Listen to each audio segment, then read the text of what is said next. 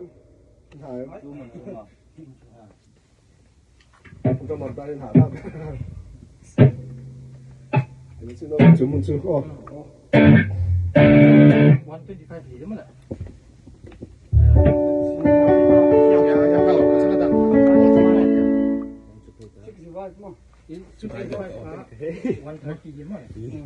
125 feet divided by 2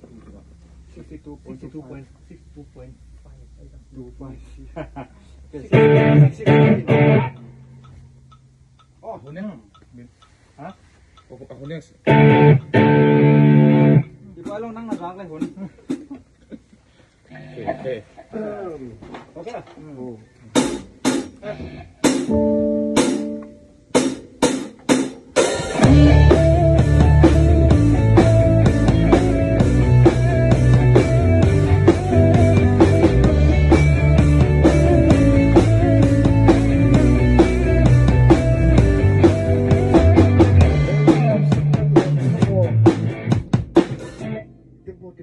Please.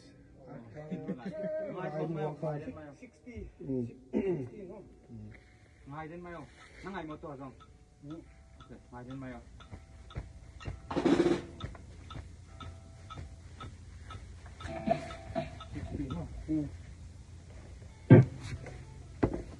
แค่แต่ดีก็จะเป็นหลายพันเลยนี่อะไรแล้วเนี่ยต้องไปเส้นไปสกิมเว้ย